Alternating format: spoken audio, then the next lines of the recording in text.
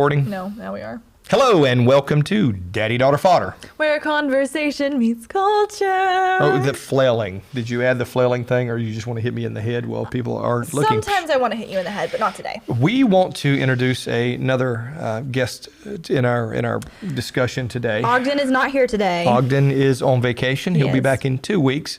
Correct. Today we have who?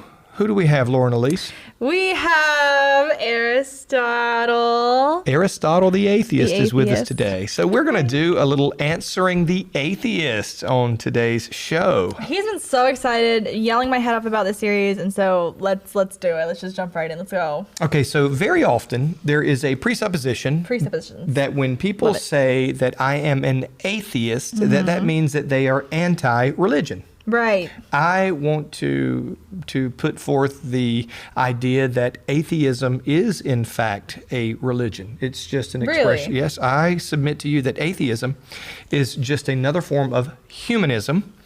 And when you add an ism to it, it becomes just that it is a religion. And when I say this, let me clarify just a little bit. I want to say that it is a world view. Oh, like a world, like a lens. Yeah, a religion is a lens or a world view through which you perceive things. So Aristotle the atheist here would argue with me. What would Aristotle argue? You can play the devil's advocate for just a moment. Oh, Aristotle, it's okay. In what regards? Because there's a lot of things that Aristotle would argue right now. So let me prove it to you. So your worldview. My worldview. Does it impact how you do your schooling? It impacts my narrative. It impacts my personal narrative. It impacts how I do my school. It impacts every single aspect of my life. There's probably not one aspect that it doesn't impact. So it affects your relationships? Everything. Okay, so under the umbrella. So that is because of your belief in a real God who created space and time and all of this, and that you receive your origin, your destiny, your morality, all those things.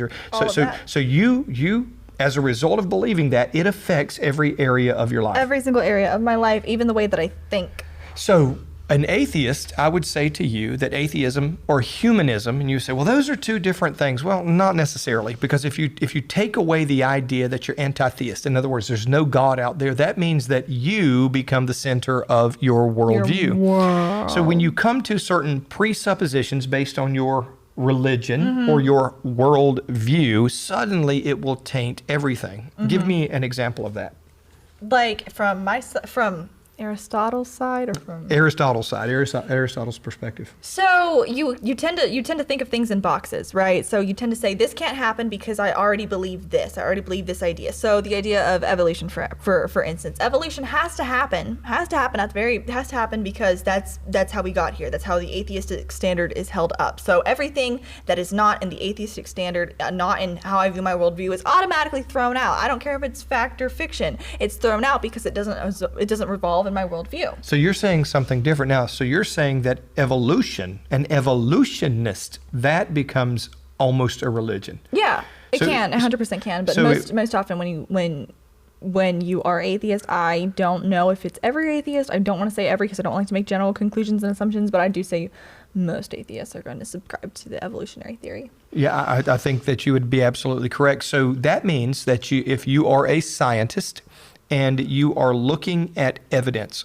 you would think the evidence would be enough to determine your worldview or your perspective.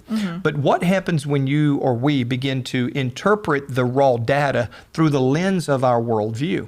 So you can have two people look at the very same thing, and they're going to come to different conclusions based on their opinion and worldview and perspective. And presupposition, which is determined by their religion or their worldview or their core beliefs. We talk all the time in my media class about how, introduction to mass communication, we talk all the time about how the media can shape people's narratives, and we were talking about that, and I said that's probably the hardest thing for people to grasp because they think they're such autonomous beings that nothing phases me, nothing influences me, I'm my own person, my own world, but actually subliminally messages and things like that do and can, and media fully knows this and fully weaponizes it or uses it however you want to know, but neutrally speaking. But the point is that we don't even realize it, and that's what happens, and that's what happens to us every single day, not just in media, not just in aspects, but in the worldview that you hold. And let's look at some examples of that.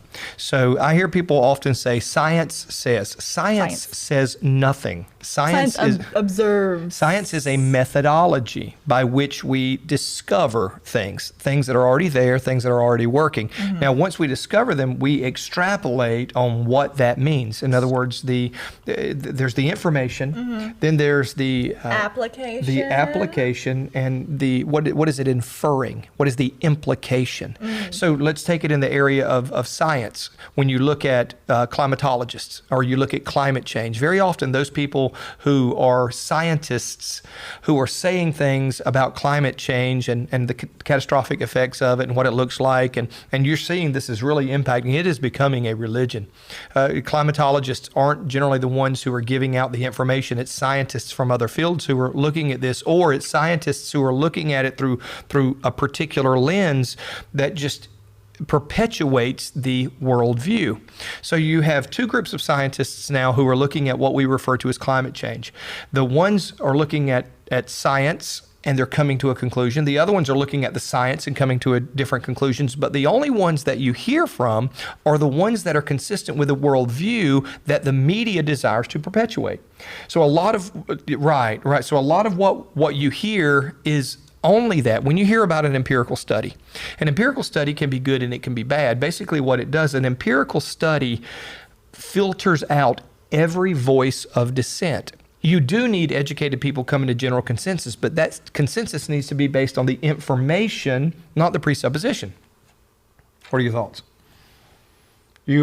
She has nothing. No, Aristotle, what do you think? Oh, you're still just going to be belligerent. Okay, cool. I just had to make sure we're on the same page with that one. Yeah, for sure. No, I think that when people start to really think about it, and we're so ingrained and inundated not to think about it because every single narrative is pushed so hard and so powerfully in one direction, you don't really want to think about it too much, but you actually have to step back and have an out-of-body experience. I've been working on having those so much so that I can just separate myself from a situation that's been happening, and I can focus on what's going on like around me and what the idea is happening. And once you do that, you really tend to see kind of like shadows fall away, and you really try to realize what's happening and see things for what they are. What's the word for that? Objectivity. Oh, yeah. Yeah. See, science says nothing. Scientists say things. And very often they say it based upon their worldview or their presupposition. So you're saying that as I'm able to be objective, then suddenly I'm no longer a sheeple? That's been and it's been my favorite thing ever, is just becoming completely objective. Because I will call you over anything and be like, Dad, I was just objective. And he was like, oh my God. So how do we overcome being so connected to our opinions? You have strong opinions. Oh my gosh, yeah, so bad. But what happens when your opinions affect your perspective to the detriment of reality and fact and truth and science even? I dwell on things. I 100% dwell on things. I do not go full force at anything. I have a policy with myself, especially because I wouldn't say I'm an influencer, but whatever. So whenever I post, I never post when I'm angry. I don't do that because I know that I'm not going to get the point across correctly. I know that I'm going to say things out of my anger, out of my fury, out of my passion, as opposed to out of fact, as opposed to out of reason. And so just take a minute before you have these conclusions, before you have these opinions and ideas, really think them through, really ponder it for a minute. You don't have to say everything really, really quickly all the time. I know I'm talking really, really fast right now, but don't do as I say, not as I do. So once you do that, it kind of guards you against just your opinion and your worldview being the end-all be-all. You're open to the truth as opposed to your truth.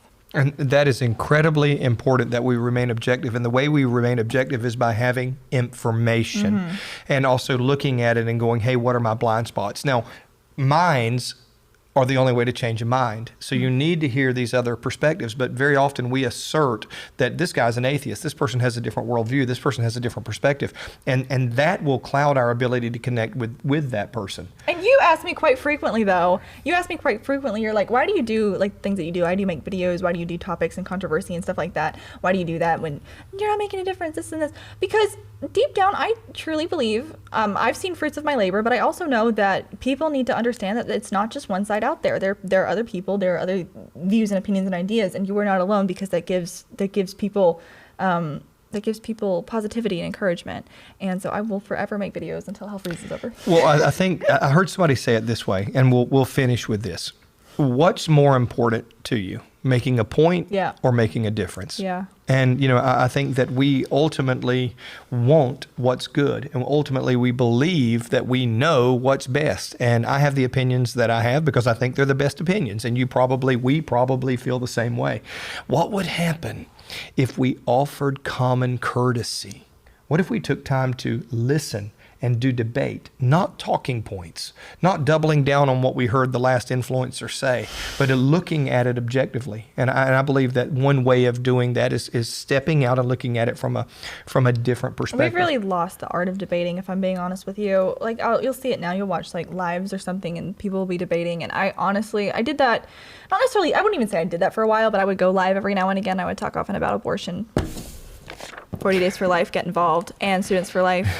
Anyway. But we've become really good at arguing. Yeah, we do become really good at arguing. And I literally told you, I was like, I don't want to do it anymore. I really just don't. I don't want to argue. I don't want to fight with people. I don't think it's fruitful. And I know you're not doing it for the person that you're arguing with or debating with. You're doing it for the people that are watching.